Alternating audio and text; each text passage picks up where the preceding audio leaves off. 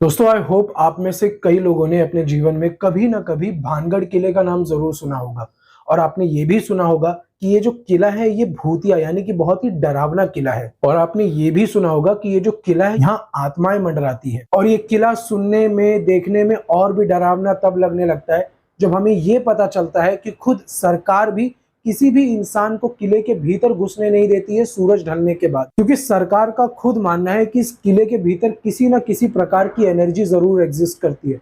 इसलिए सरकार भी खुद कोई रिस्क नहीं लेना चाहती। और दोस्तों भानगढ़ किले के आसपास रहने वाले जो लोग हैं या फिर इसके पास से जो भी लोग गुजर कर जाते हैं सूरज ढलने के बाद, उन सभी लोगों का मानना है कि उन्हें कभी ना कभी किसी के मानो घुंघरुओं की आवाज आ रही हो या फिर किसी के हंसने की या फिर किसी के रोने की आवाज आती है किले के भीतर से। दोस्तों आज से लगभग 450 साल पहले साल 1573 में राजा भगवंत दास जी के द्वारा भानगढ़ किले को बनाया गया था राजस्थान के अलवर डिस्ट्रिक्ट में। और अब जो हमारे मन में सबसे बड़ा सवाल आता है वो ये कि ये किला आखिर इतना डरावना इतना भूतिया क्यों है। देखिए दोस्तों, इस डरावने किले के पीछे 2-3 कहानियां हैं।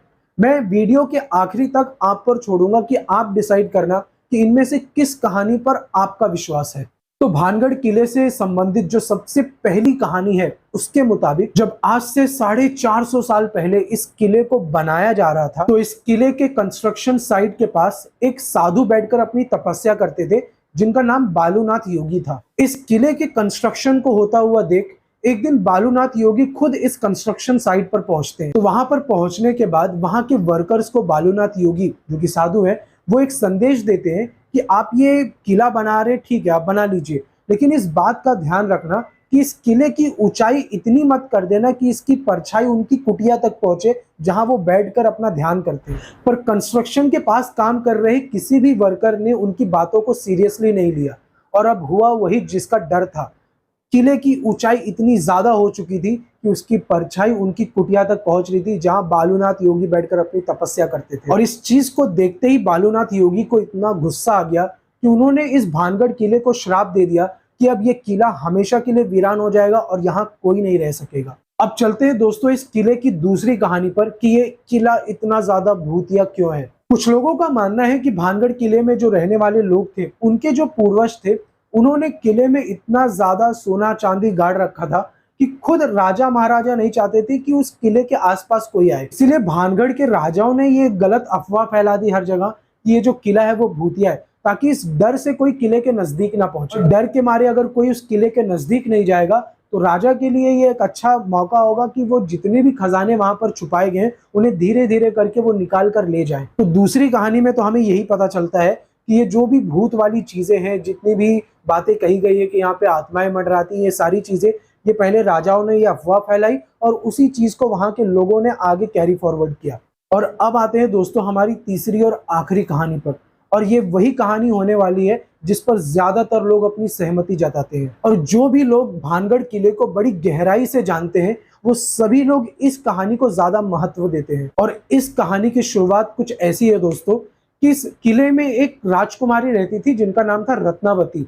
और रत्नावती इतनी खूबसूरत थी कि इनकी खूबसूरती की चर्चा हर जगह थी और आसपास के जितने भी राजा महाराजा थे उन सभी ने अपनी तरफ से एक प्रस्ताव भेजा था कि उनका विवाह जो है वो रानी यानी कि राजकुमारी जो रत्नावती है उनसे करा दिया जाए। अब एक दिन रानी रत्नावती अपनी कुछ सहेलियों के साथ पास के एक बाजार में कुछ खरीदारी करने के लिए जाती है और बाजार के एक दुकान से राजकुमारी रत्नावती इत्र खरीद रही थी। और उसी दुकान के पास एक तांत्रिक खड़ा था जिसका नाम था सिंधु खेड़ा।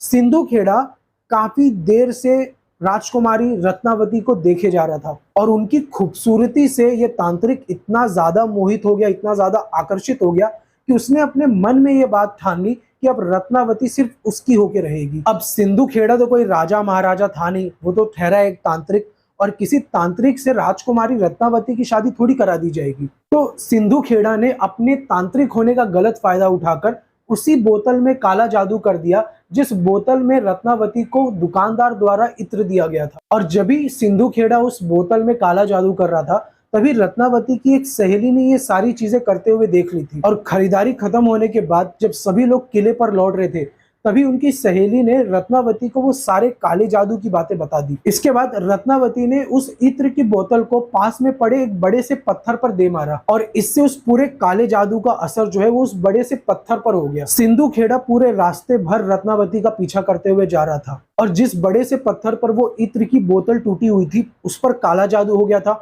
और वो बड़ा सा पत्थर रास्ते में ही लुढ़क कर सिंधु खेड़ा के पास आकर गिर गया और सिंधु खेड़ा उस पत्थर से कुचल कर मारा गया। और मरने से ठीक पहले सिंधु खेड़ा ने श्राप दिया कि भानगढ़ किले में रहने वाले जितने भी लोग हैं उन सभी की अकाल मृत्यु होगी और इन सभी लोगों की आत्माएं इस किले में भटकती रहेगी। और इस घटना के ठीक कुछ दिन बाद पास के अजबगढ़ की सेनाओं ने भानगढ़ किले पर हमला कर दिया था। बताया जाता है कि उस समय अजबगढ़ की जो सेना थी वो बहुत ताकतवर थी और जब उन लोगों ने भानगढ़ किले पर हमला किया था तो भीतर जितने भी लोग थे उन सभी लोगों को इन लोगों ने मार दिया। इन लोगों ने महिलाओं को भी नहीं छोड़ा, उन्हें भी खत्म कर दिया और इसी हमले में राजकुमारी रत्नावती की भी जान चली गई। और अगर भूत प्रेत होते हैं तो शायद इन्हीं की आत्माएं वहां भटकती हो और यही वो कहानी थी जिसे ज्यादातर लोग सही बताते हैं।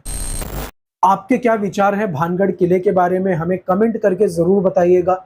और भी ऐसी इंटरेस्टिंग वीडियोस के लिए दोस्तों हमारे चैनल को जरूर सब्सक्राइब करिए, वीडियो को लाइक करिए और ज्यादा से ज्यादा लोगों को आप जरूर शेयर कीजिएगा। तब तक के लिए मिलते हैं दोस्तों अगले वीडियो में। वीडियो को देखने के लिए आपका बहुत बहुत धन्यवाद।